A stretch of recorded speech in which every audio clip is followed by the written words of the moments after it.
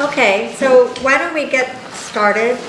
I'd like to welcome everybody to this very important event for the Dallas Six and the kind of the kickoff in Philadelphia anyway, or re-kickoff, I should say, of the campaign in support. And you're going to be hearing tonight from Chandra Delaney, who's the mother of one of the Dallas Six, Derrick Stanley, who's one of the Dallas Six, and Sanchez, who was a recipient of the abuse there and part of what sparked the Dallas Six to take action. Before we get started with that, though, I first want to thank Tabernacle United Church for once again giving us their space very generously for this event. I have to say there was no room at the inn and some other places that we tried, and you know, it really makes you feel very proud that you know there are people who will support this as the way of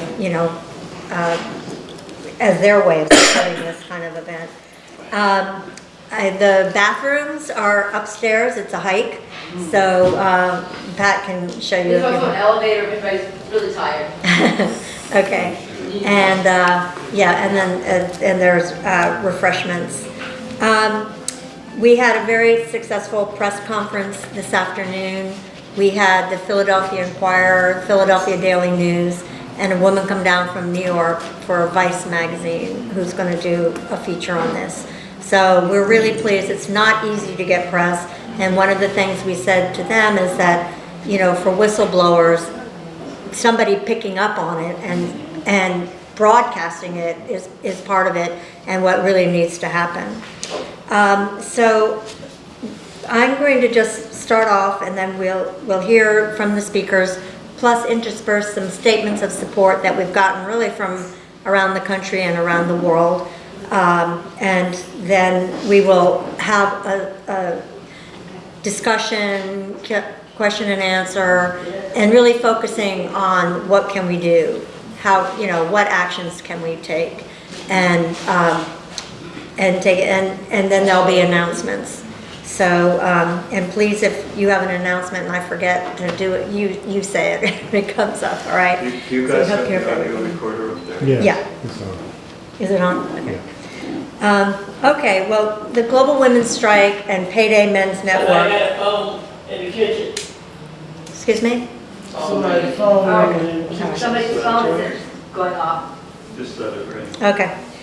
The Global Women's Strike and Payday Men's Network are hosting this event tonight because we are proud of and support the stand that the Dallas Six have taken against abuse and violence that they experienced and witnessed in Pennsylvania prisons.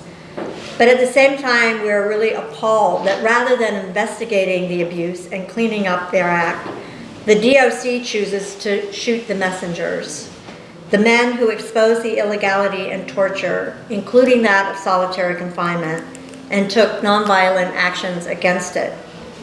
It's not as if the DOC doesn't know. Abu Ghraib started in Pennsylvania prisons. Charles Grainer was a Pennsylvania prison guard. We must never forget that. And we also have to know that it was a whistleblower from Pennsylvania who called it on it, who got the tapes of what happened and got it to the press, and that's why we know about Abu Ghraib.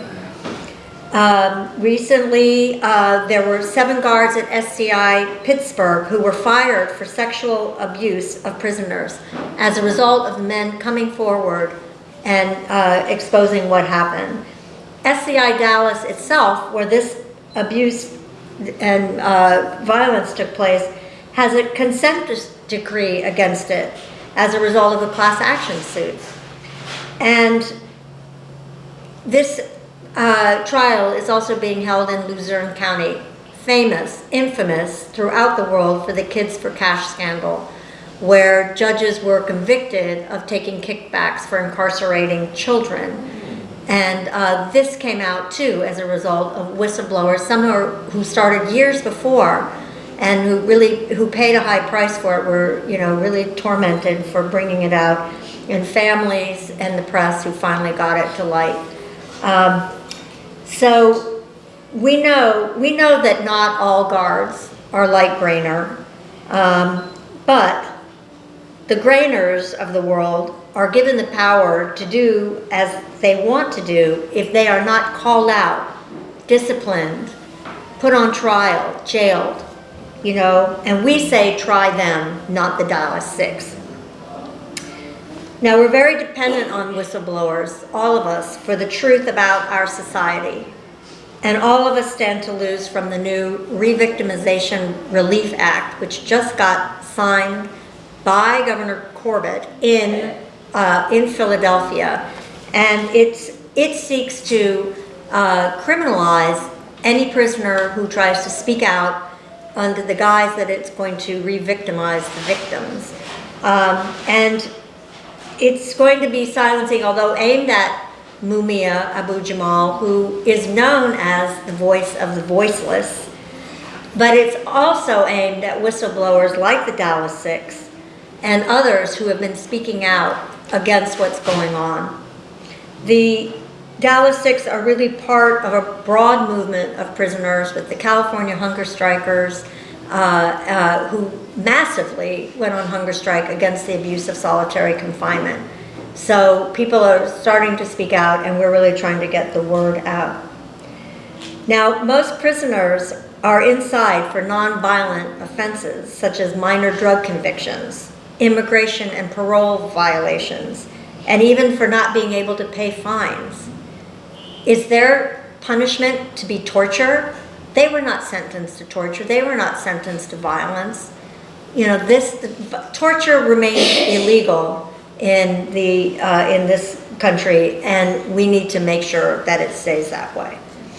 Now, there's so much racism in this system and beating down that people say, oh, well, they're just criminals, they deserve it, or they're black, or they're homeless, or they're something other than the fact that they are human beings, and they are our children, our husbands, and increasingly ourselves, as women are the fastest growing prison population. So we need to be standing with them and fighting for them. And with that, I would like to introduce Chandra Delaney, because she is a family member fighting for them.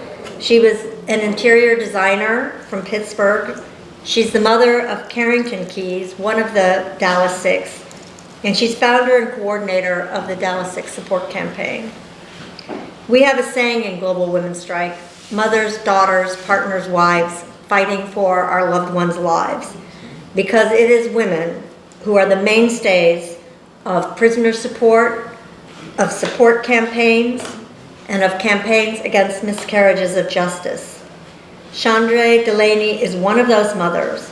She's taken the campaign from being a campaign of one or two to being a campaign that has gathered the support of, a long list, of religious groups, women's groups, peace groups, a lot of groups, anti-mass incarceration groups, a lot of groups who see in this that this is something that speaks to them and is important to them.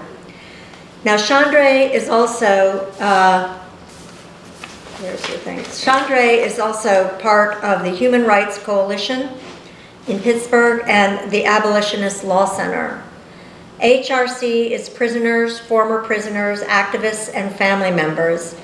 We unite to fight for human and civil rights of prisoners, and one of their goals is to abolish solitary confinement. Part of their work consists of documenting and reporting abuse, which mainly occurs in solitary, and assisting jailhouse lawyers with filing legal complaints. The Abolitionist Law Center is a public interest law firm inspired by the struggle of political and politicized prisoners and organized for the purpose of abolishing class and race-based mass incarceration in the United States.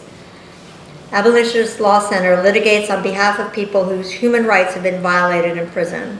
It works closely with HRC, and they have a shared vision of prison abolition and social justice. Currently, the Abolitionist Law Center is working on the cases of Russell Maroon Shoatz, Salim Holbrook, and recently Mumia Abu-Jamal and Hammerhand. With that, I'd like to welcome Chandra Delaney.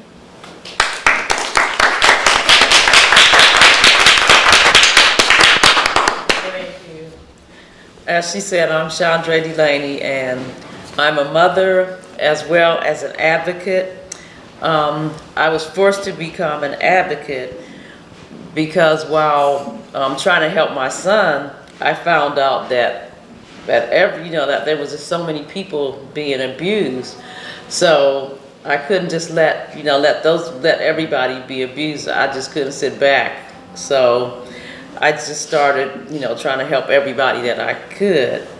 I also learned about the fact that abuse was basically the standard operating procedure of the DLC. And they put the guys in units, they call it RHU, SMU, SHU, or whatever. But you can call it whatever you want, but basically it's the dungeon. It's the modern day version of the dungeon. And it can also end up being a death sentence for those who don't make it out by reason of being murdered by the guard or by coerced suicide from the guards. There are many factors which stimulate the ill effects of solitary confinement, primarily being confined in a small bathroom-sized room 23 hours a day. Well, it's supposed to be 23, but it's just 24 mainly. Many people complain of the lights being on for 24 hours, the inability to sleep, and then there's noise 24 hours. In PA, the mentally ill are confined with those who are not.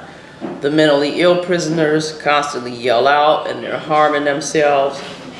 So this helps many other prisoners begin to contemplate and carry out suicide who had never been suicidal before.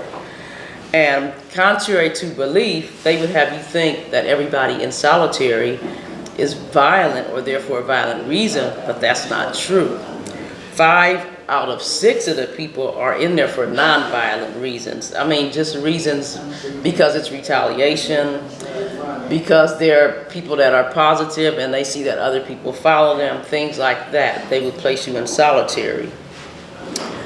You don't expect a guard to be courteous or even sociable, but you do expect them to not intentionally harass, threaten, shout racial slurs, provoke suicide, and retaliate because you have complained about their lack of professionalism and ethics.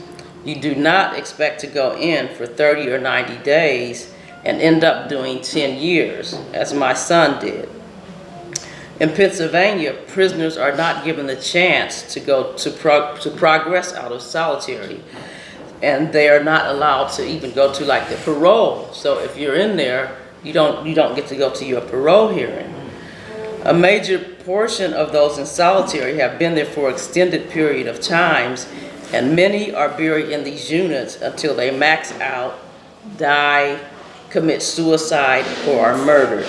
I say murder because there is extreme lawlessness and recklessness within these units. Occasionally, a prisoner is pushed into committing suicide or is killed in retaliation, as happened to inmate John Carter at SCI Rockview, but he's not the only one. There's like so many of them that they have literally murdered, and they joke about it. Racism, murder, torture, starvation, suicide,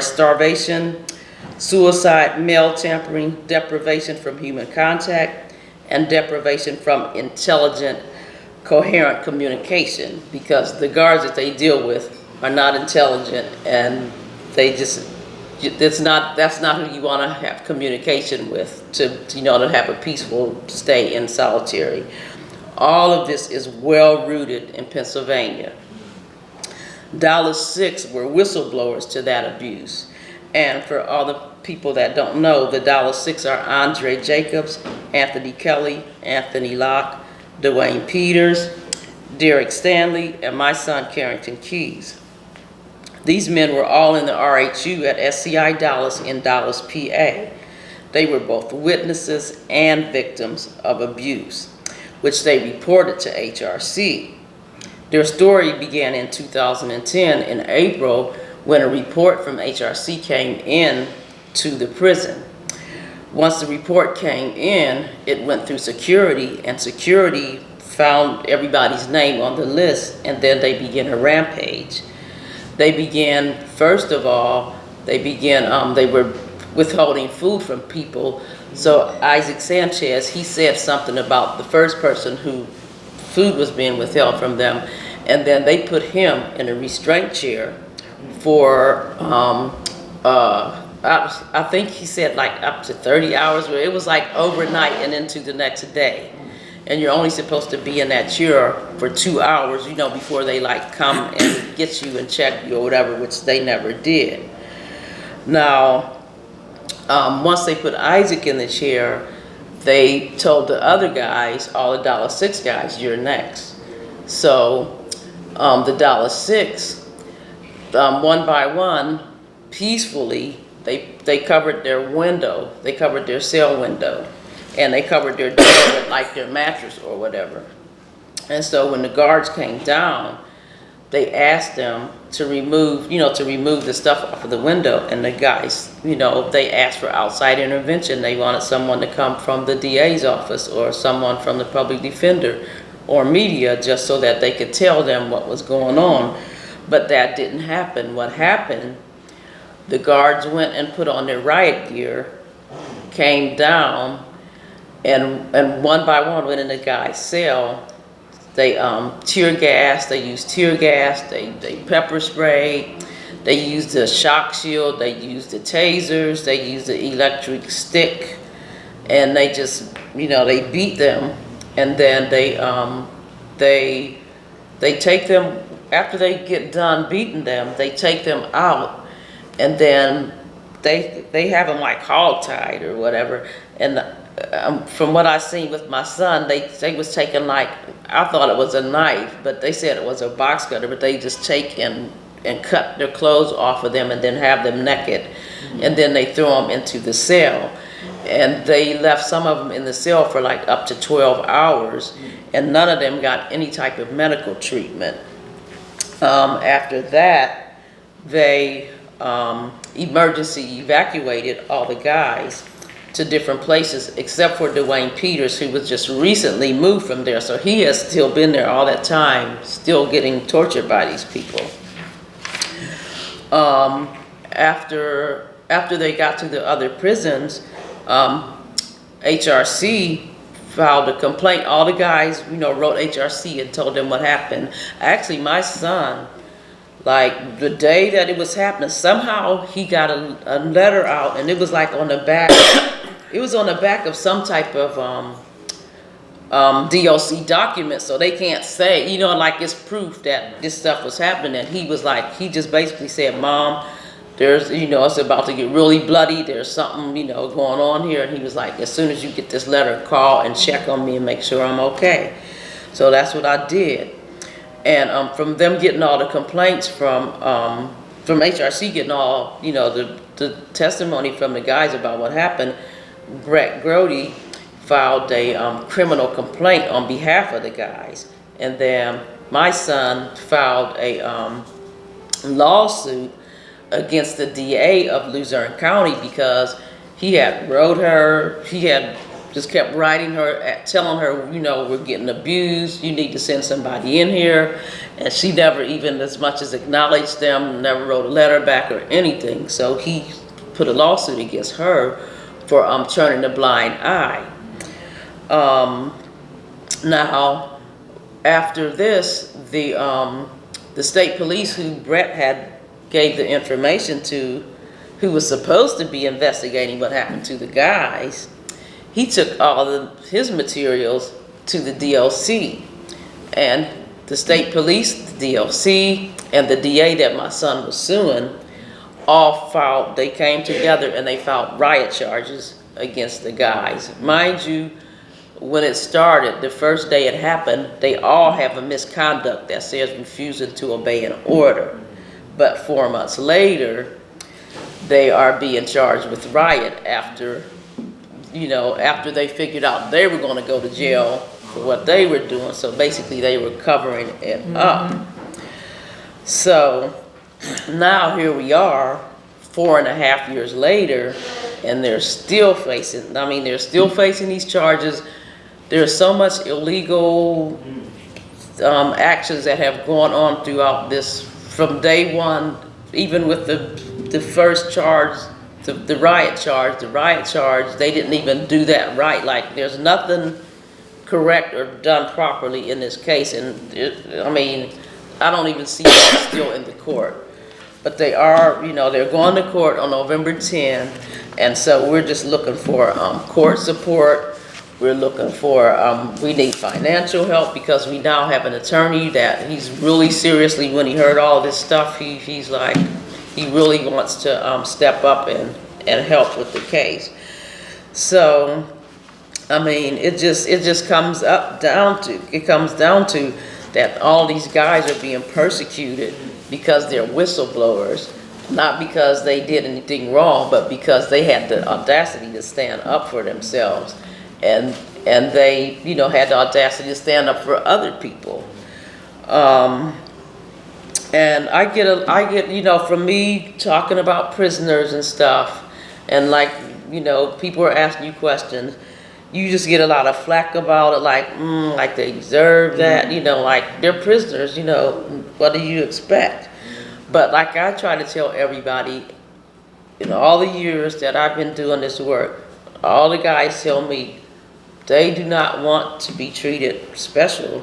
They want to be treated fair. They want to be treated human. And a lot of people feel like, they don't have any rights. But to me, as far as another thing that I tell people is that when they went to prison, they lost their right to live in the free society. They didn't lose their human rights, and they didn't lose their civil rights. So, it comes down to it that the USA is always pointing fingers at everybody else. Meanwhile, right here in America, in your own neighborhood, our own people are being tortured, like you think that the people that's happening to people in Guantanamo in there. No, it's happening right here to our own people. And so, I'm very proud. I always feared for my son a lot. I always thought somebody's gonna, like one of these days I'm gonna get a call, and it's not the call that I want to get. But I tell you what, I have a lot of respect for him, and I'm very proud of him for what he's done, and I'm proud of all of them, and I commend all of them for what they've done and the type of stand-up people that they are. So that's it. Thanks. Thank you.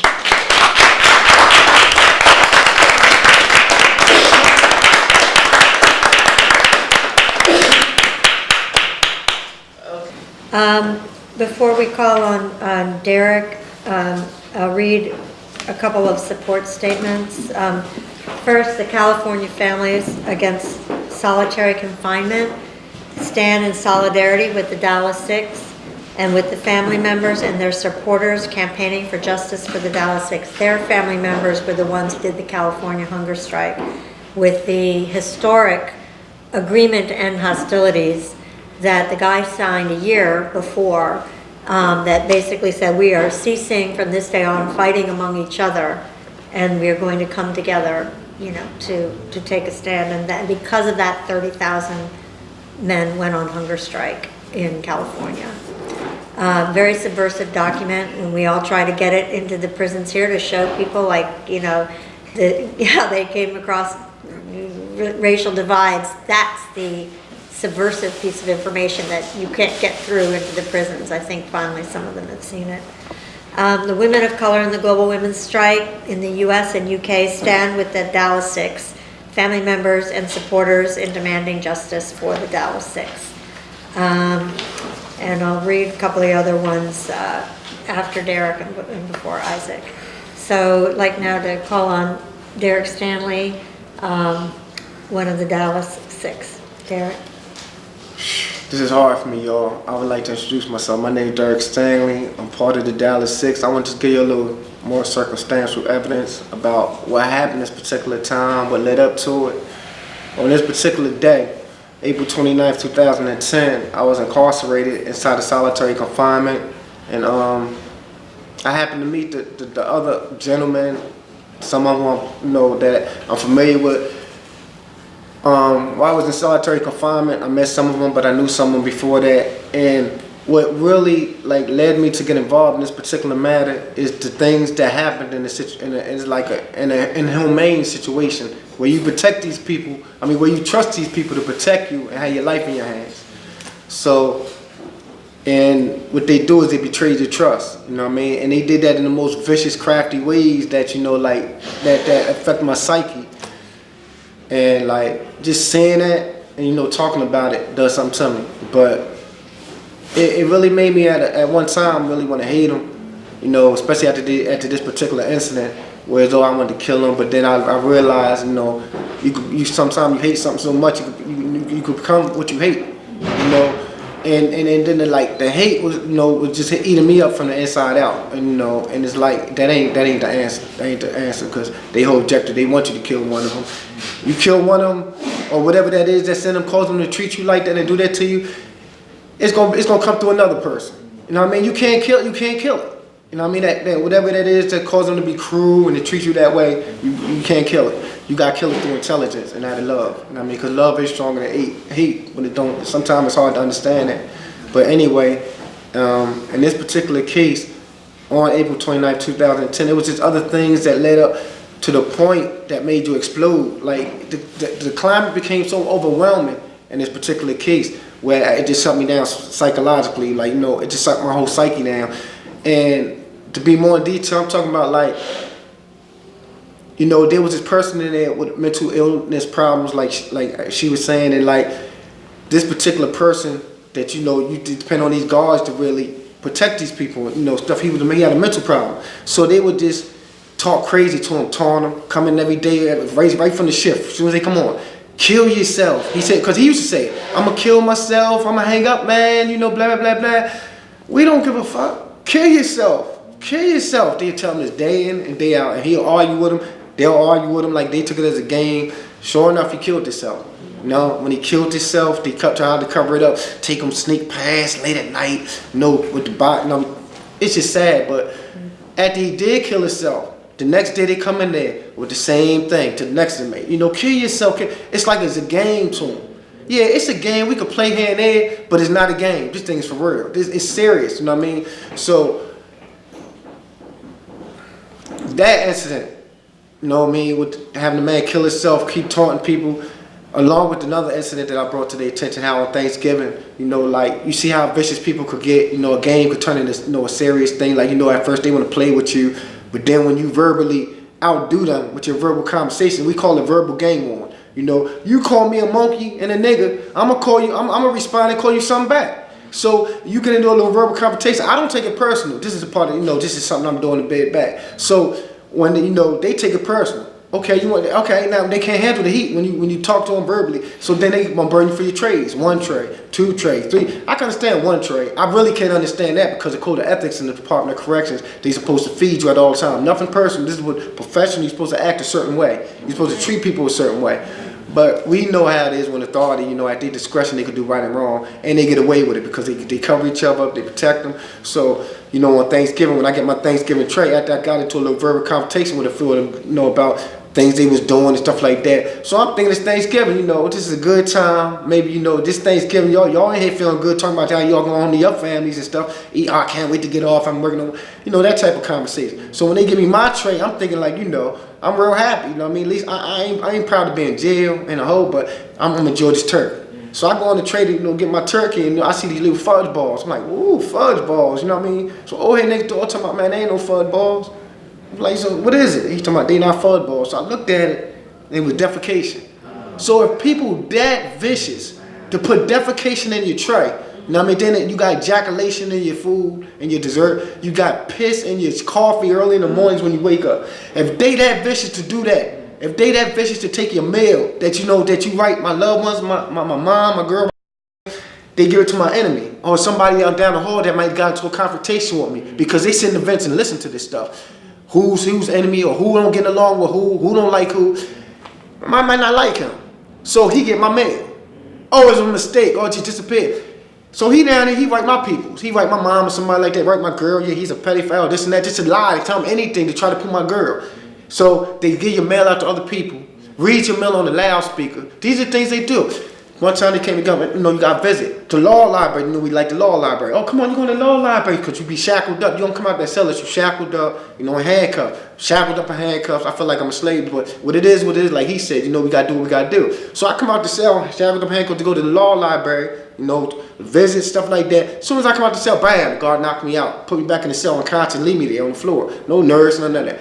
Come out the cell, another time they throw me off the chair, right to straight up the chair, like, these are things they do to you. And then they expect you not hate them, but, hate ain't the answer, but, you can't help the way you feel. But anyway, all these things that they was doing from day in to day out affects you, it affects your psyche, You try to get to the law library, to try to get some law books, study law, you have every people send you books up, like she sent her son books, you never even see the books half of the time. You never even see the books. They tell you people when they come visit you, oh, they refuse to visit, to turn you at odds against your people. So my mom and then my sister come up to see me, they cussing me out. Why would you refuse a visit? Why would you ever do that? You had me come 6 hours. Mom, calm down. Don't you see what they doing? I would never refuse you. What reason do I have for you? My mom, I love you. And then when I bring it to attention with reality, she felt bad because she called my counselor instead of calling me or coming to me instead of saying me and let this counselor feed her with this BS. Oh yeah, Mom, why don't you go to them over me? All you had to do was, it ain't no time, blah, blah, but, just little things. I'm just giving you all all the stuff that built up to this particular day. So, on this day, before this day came, we put in grievances. If a guard do something to you, official, you write a grievance. That's what you're supposed to do. I have a grievance against this particular officer. He violated the code of ethics. The code of ethics, they're supposed to act a certain way, treat you a certain way, like a humane way. That's all we ask. You ain't got to treat me no certain way because I'm in the hole. I don't expect nothing from you. You could take them trays and shove it up your behind.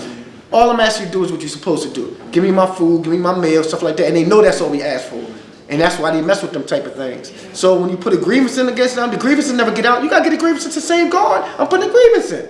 You're the same guard that burned me from my tray. I got to fill the grievance out and give it to you. Hey, put this in the bail box. You sit there and read it right in your face. Yeah, all right. Imagine that. But then when the superior come on the range, you tell them, well, such and such to this and that. You grieve the matters. The grievances don't get there. The mail don't get there. Stuff like that. They never see it or they don't never address the problem. They don't redress the problem, the grievances and stuff like that. So, we kept putting grievances. They don't care nothing about that. So we did all that we could do. And then on this particular day, I think the incident that really caused this particular day was him. They would burn another dude for a tray. He was a dude's neighbor. He said, what you're doing is wrong. Feed the man. You ain't fed him in weeks and weeks and weeks. The man's what you gonna do?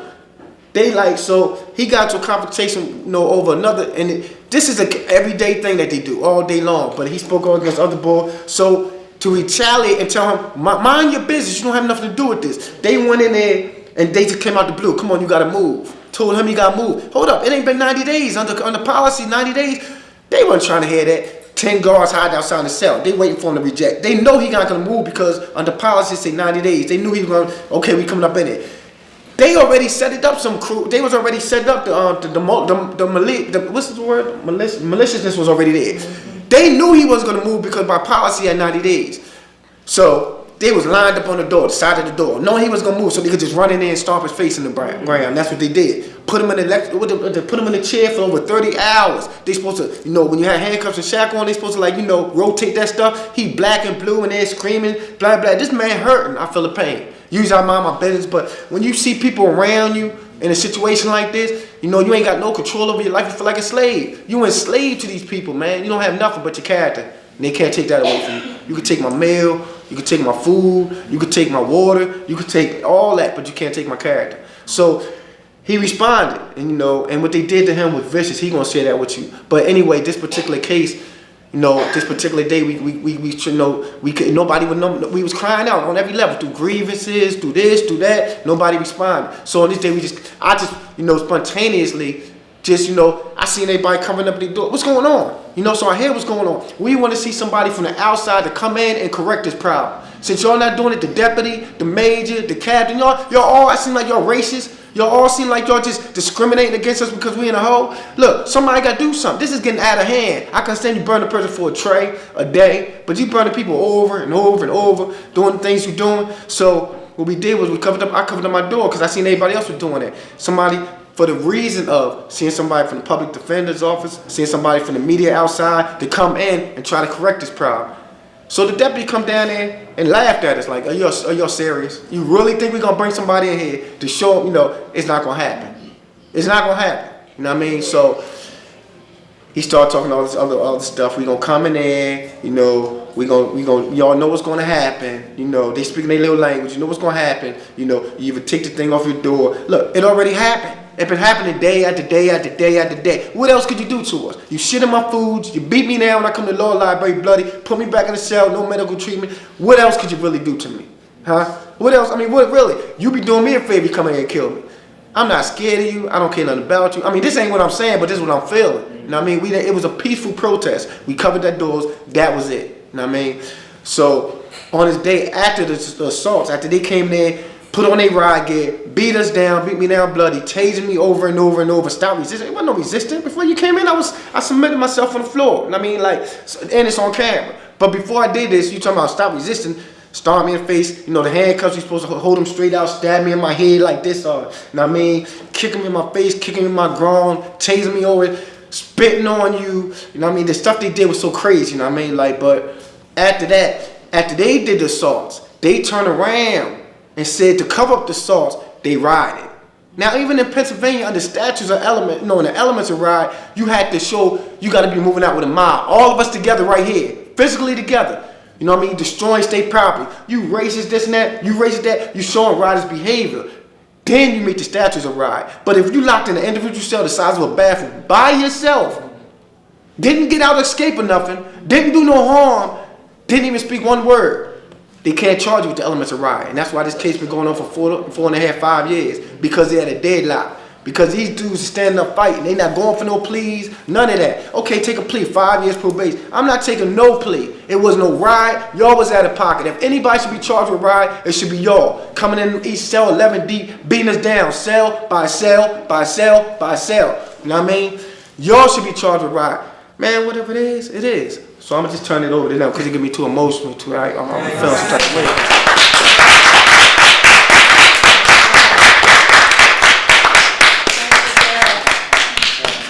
Thank you very much for, sharing that with me. Couple more support statements. This one from Ed Nakawatasi from the Germantown Friends Meeting Working Group on Mass Incarceration and Racial Justice Committee. He said, we add our voice to those supporting the Dallas Six. We join with other supporters to inform the public about the outrageous case against the 6 prisoners at Dallas PA prison who are basically accused, whatever the formal charges, of protesting conditions and their treatment at Dallas prison. The trial is scheduled to start on November 10th. We believe that the trial is a perversion of justice and should be stopped. Quakers, members of the Religious Society of Friends, have had extensive experience with the criminal justice system. That experience started from Quakerism's very beginning in the 17th century England as a nonconformist faith, with many of its adherents thrown into English prisons for their beliefs and practices. That experience has been a defining one for the Quakers to this day. It is because of that long experience and our moral sense of the injustice of this forthcoming trial that we see this as a challenge to us all. We most certainly welcome other members of the religious community to join us in this righteous cause. Thank you. And from Brett Grody, Human Rights Coalition member and legal director of the Abolitionist Law Center. The Human Rights Coalition has documented well over 1,000 reports of human rights violations inside Pennsylvania prisons during the last 7 years, and would have documented thousands more if we had had the resources. This includes the hundreds of reports we received from SCI Dallas between 2009 and 2010, describing beatings, food deprivation, use of torture devices such as the restraint chair, long-term solitary confinement, inciting the mentally ill to suicide, every manner of retaliation, overt Klan-style racism, and constant intimidation.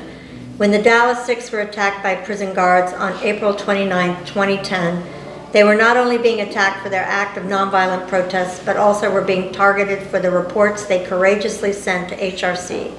Documentation of human rights violations is an indispensable feature of abolitionist work. It creates more than a physical record. It also keeps alive a memory of injustice that sharpens the conscience and spurs agitation and action against the imperial prison state. The Dallas Six were attacked for their efforts to keep that memory alive, and we must support them and fight like hell against the forgetting that the state desires of us. And finally, one more statement from attorney Sam Stretton. I litigated against SCI Dallas. We got a consent decree because there are numerous problems there, and the kinds of issues in this case raise serious concerns. I'm interested in representing these people because knowing the situation at SCI Dallas, I do not believe the accusations that are against them. And finally, we have now Isaac Sanchez, who will tell his story.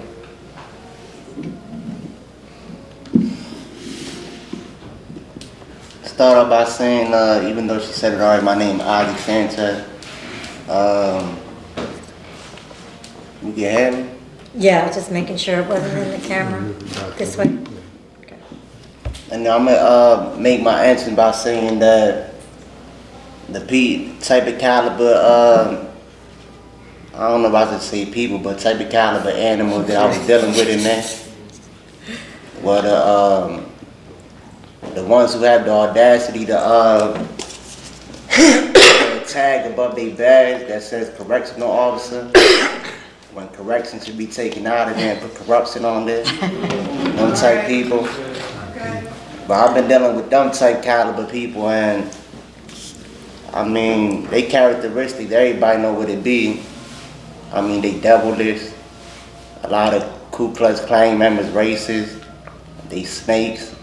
Seem like all they go to work for is to get paid to torture, abuse, murder, and slaughter people. I mean, I didn't really do nothing. All I did was actually, I guess, they was actually holding me in the hole because in the jail where I was at, I got into a situation where my face got cut. So when that situation occurred, they kept pop quizzing me, asking me like, damn, why that situation took place, why it happened, who did it, or whatnot. So basically, you know, I told them ain't nothing happened and it don't run in my blood. I don't believe in snitching on nobody. Whatever took place, whether I knew or not, it's not gonna come from them out. They gotta do their job and handle that themselves. But they took it upon themselves, a deputy that was working there, Vincent Mooney at that time, he came to the medical department where I was at, stitched up or whatever, and he took it upon himself to tell me that basically, in shorter terms, if I didn't tell him what he wanted to know, who was involved, why the situation occurred or popped off or whatnot, that he said he gonna make me a promise, and his promise was to take my kids away from me, meaning that I was getting a visits every week over there. So he told me that basically all the embracing your kids, giving them kisses on the cheek or spending time with them, he said he was going to cut that out of my life. You know, I took it, I mean, with a devilish person like that, you can believe him. Especially with the type of experience that you're getting in there. But when I got transferred, mysteriously, when I went to PRC, when you're supposed to go to, you go to get transferred, go to another jail, you're supposed to go to another jail to get released to population so that basically you could get back in the movement, get parole, education or whatever else is available. I went to PRC, the first person that I seen, he asked me if I remembered him. I said, not really. But when he smiled, it's like I told him earlier, when he smiled, I recognized the devil in it. So that same face that I seen in the medical department, I said, damn. In my head, I was like, damn, that's dude. So he asked me, he was like, you remember my promise that I made you? And he told me, well, basically, like, it still exists. So if you ain't got nothing to tell me, basically he told me you get a two-step and go back to your cell and just rot in there. So that's what he did. And then after that, I guess I got a lot of pain kept like getting bottled up from that. I was in the hole for like 2 years before the Dallas 6 situation even took place. So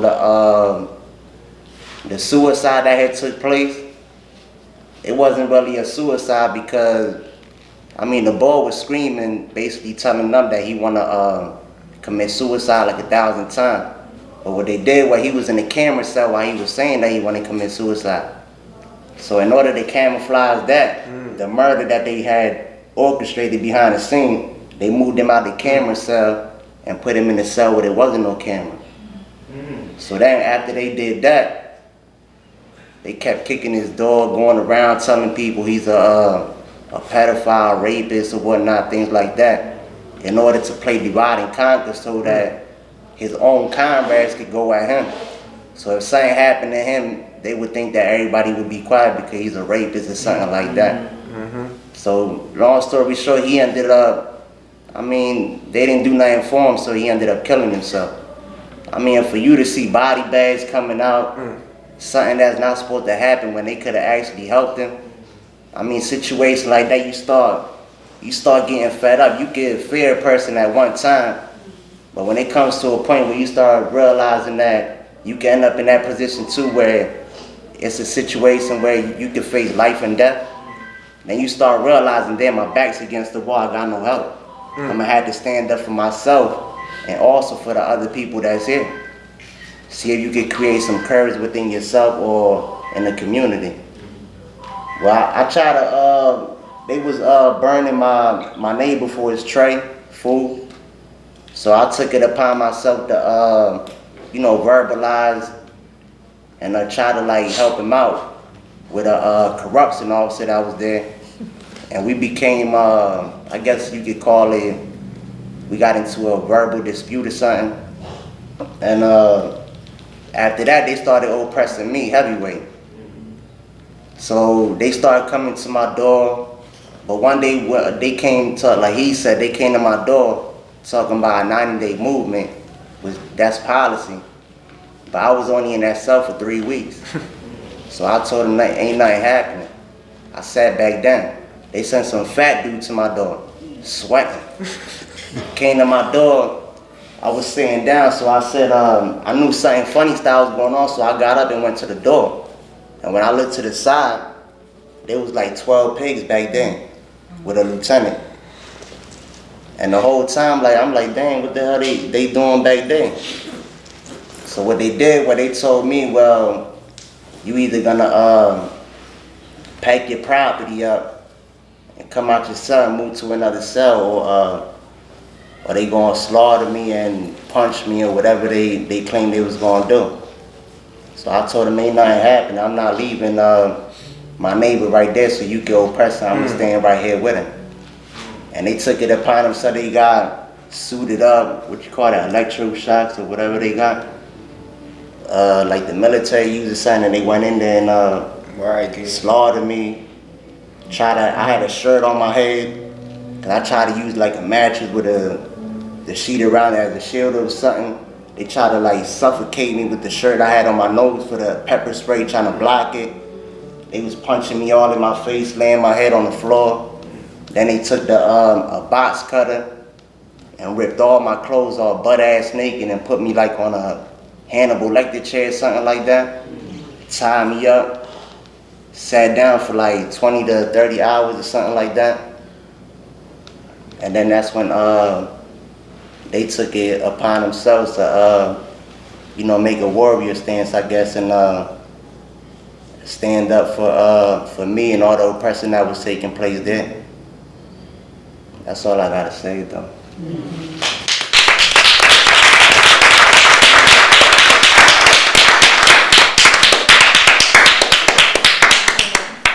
Thanks very much, Isaac.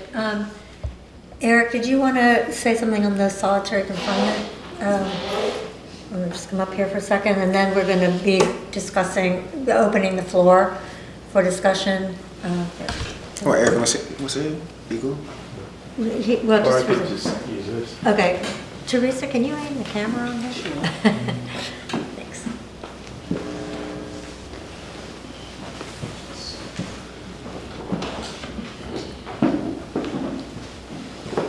Yeah, I'm Eric Jertson from Payday Men's Network. Mike, probably.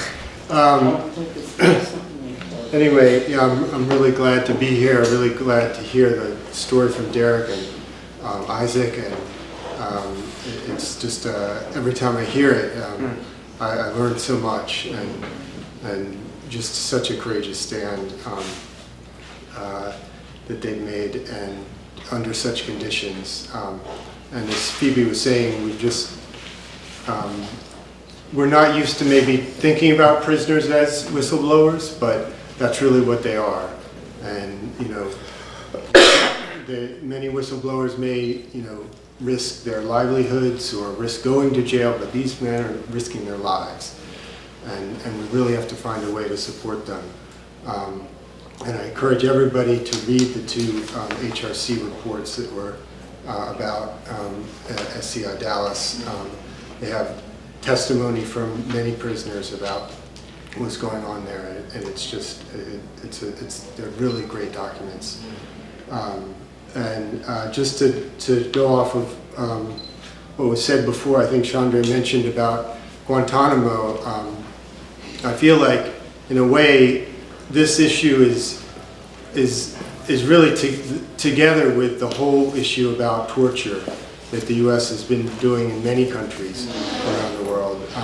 You know, the case of Charles Grainer is obvious. You know, the prison guard in SCI Green, who was then moved to Abu Ghraib, you know, trained and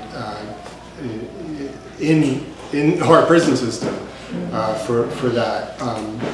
And in addition to what Phoebe said about the whistleblower, you know, there's you know, it started with the prisoners that were being abused by Grainer and his people. And I think it has a lot to do also with the fact that under the current administration, more whistleblowers have been persecuted than any other time in the U.S. history. And I think this move by Corbett now to silence voices of prisoners is part of that. And really we have to see it as one struggle. So I encourage people to, again, read these reports. Thank you everyone for speaking out.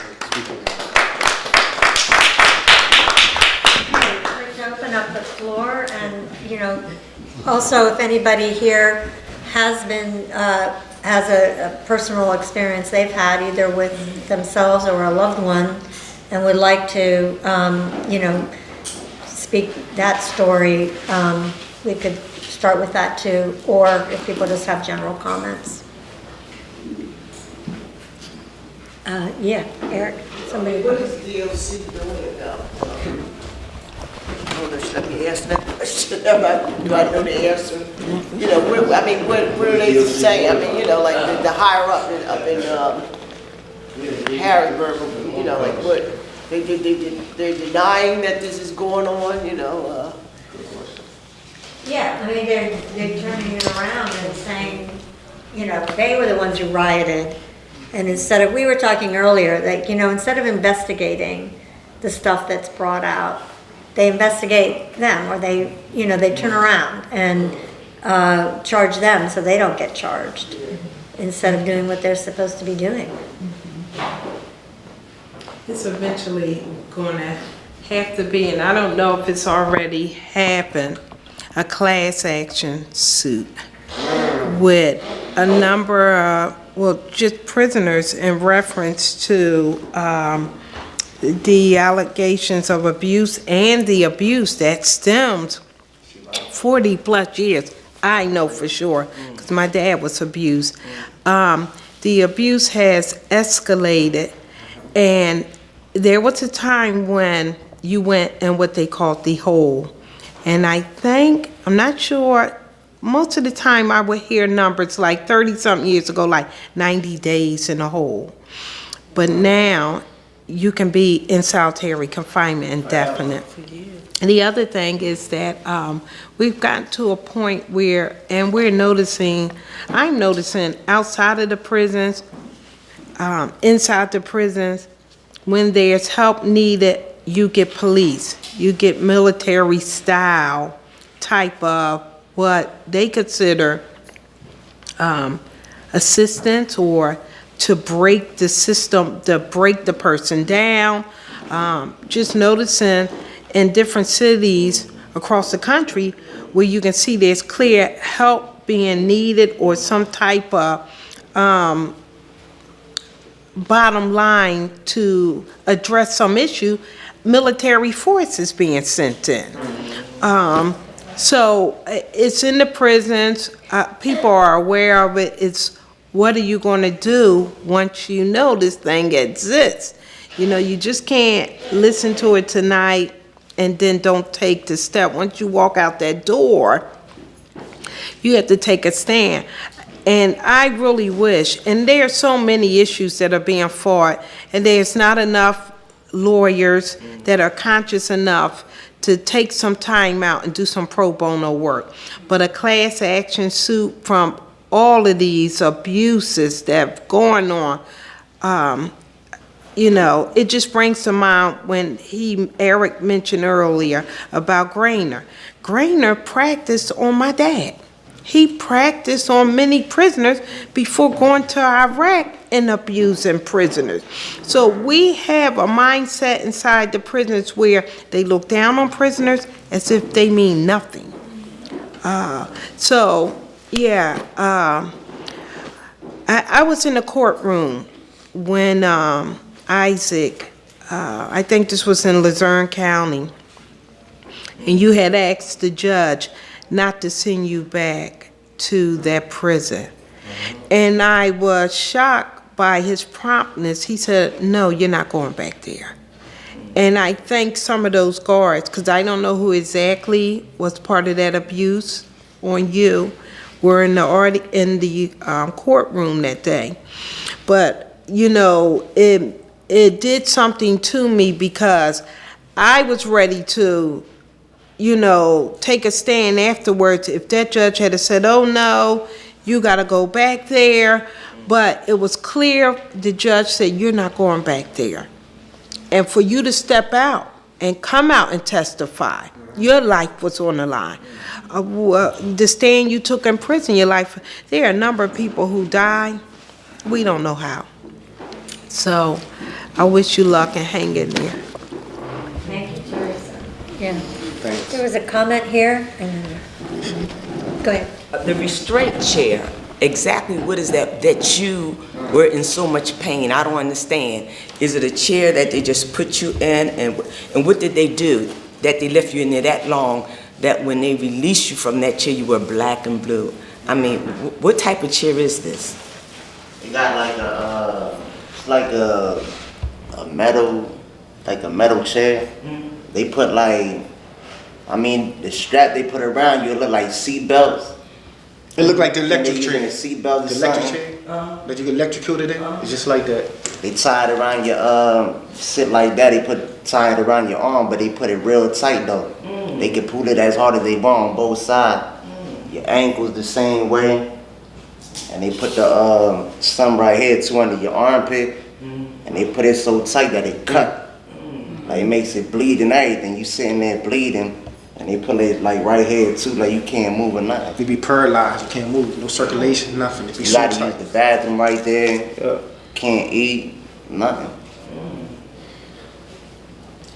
Have you, you know, when I think about this, it's offensive, but outside of that, the memories will linger. I can see that in your face when you talk about it. Have you thought about getting someone to talk to, any therapy or anything like that? Is it available to you? I don't know, to be for real with you, it's like This is actually the first time I actually opened up to anybody about how I feel about this. I was just telling her earlier that maybe some people in jail feel the same way as me, where, you know, my mom suffered a lot. She going through her own problems, welfare, Section 8, whatever. And she already, while I'm locked up in there, I know that she's doing time with me. Everybody else that's there, I mean, they might be there for like a year or two, but they're gonna start separating. Your mom is gonna be there, she's gonna be the loyalist one forever. So to me, I don't feel it's right for me to, if I'm not dead or something, I couldn't say if I was dead that somebody would notify her. But other than that, I wouldn't like to put that type of pain on her, where she can have that in her mind and start having dreams and things like that. And we all think that way. Thank you for sharing your story, Derrick. I went to a Moorish court yesterday, and they were talking about an edict, and the edict was hate crime, getting some kind of legislation or edict passed on hate crimes.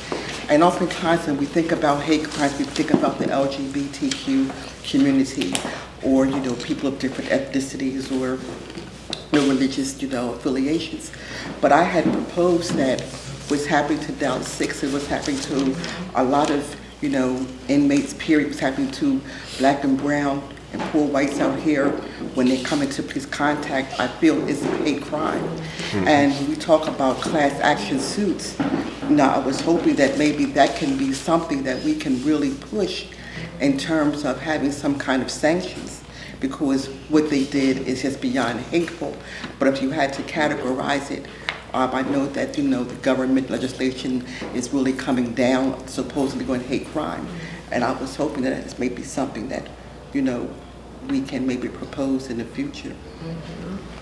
I think it's also really important that we really win this case. Exactly, because that right there would determine, open the door to everything. If they notice, the Pennsylvania State 3 president judges that have been working a complicit inclusive agreement, they know this was no riot. But they had been at a deadlock for 4.5 years. If they lose this case, even they said, the guards are telling them that, they lose this case, they know they done. Yeah, and they win it, that puts everybody Oh, if they win it, that's it. You talking about no hope now? Yeah.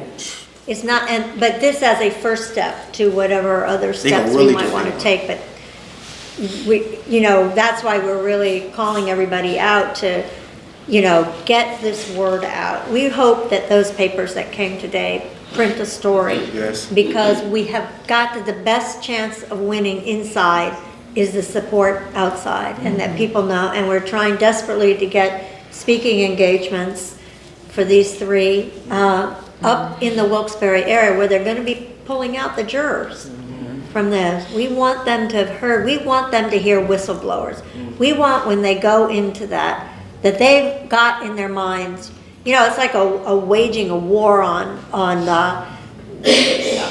how you're going to call people. Are these ruthless criminals who blah, blah, blah? Are these whistleblowers doing their civic duty, prisoners holding standards of what's decent and what's right, and holding the Constitution, and doing what we all should be doing when we see any injustices, speaking out about it, you know? So we have to get that in their heads. So we need, you know, right now, we need help getting speaking engagements up there. Anybody know anybody up in that area? We need that so we can get them up there.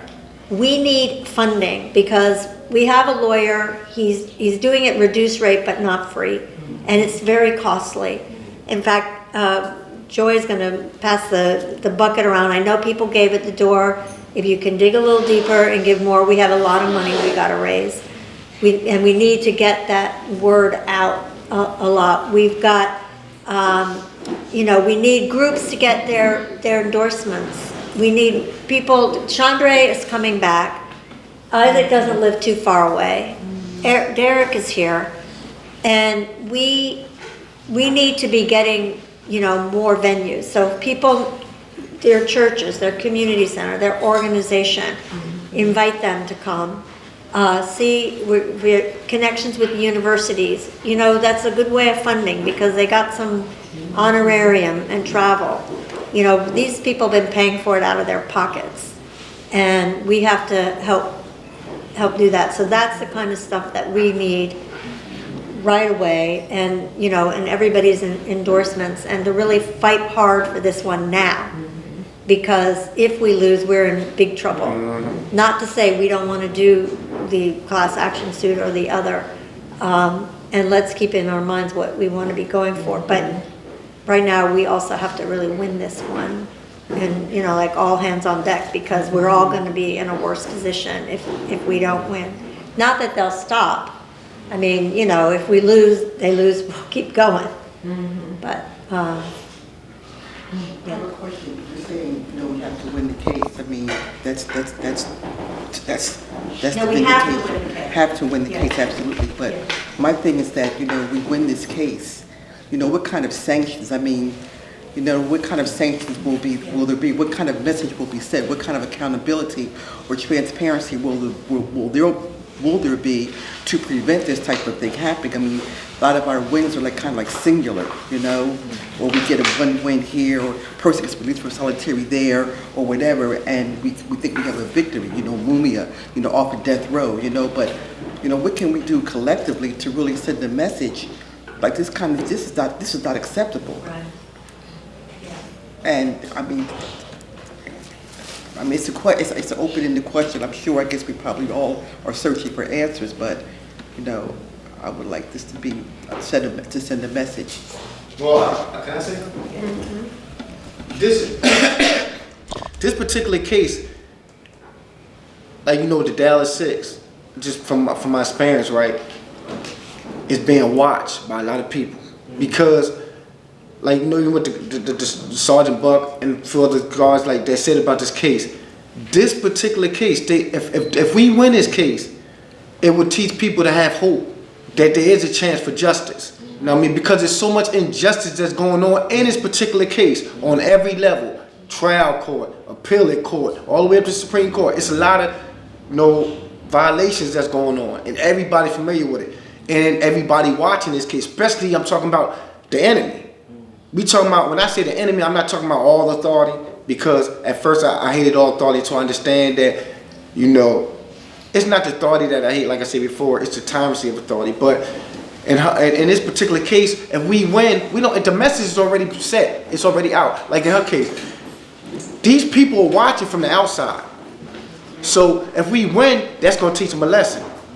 In her case, like, you know, remember the person on the internet that was watching, and he threatened your life and stuff like that? He was a prison guard. He's out. They all out watching this particular case. And just like this guard that he got trapped up because he was watching the internet, and he threatened, you know, her. And she came back and found out who he was. Oh, this is a guard. He worked at such and such and such a place. So if this one guard is watching this particular case, and the elements of the he hating, and he slipped up because he put his hate out there, but she caught him slipping, and she, you know, and because of that, you know, she, you know what I'm saying? So I'm just saying, like, it's gonna send a message one way or another. Yeah, But I'm not looking on the other side, the losing part. I'm talking about the winning part. But sorry to interrupt, but Patricia has to leave, and she has an important announcement. We have to leave, I'm sorry, we're going to do a radio show to talk about the political forum we're having tomorrow.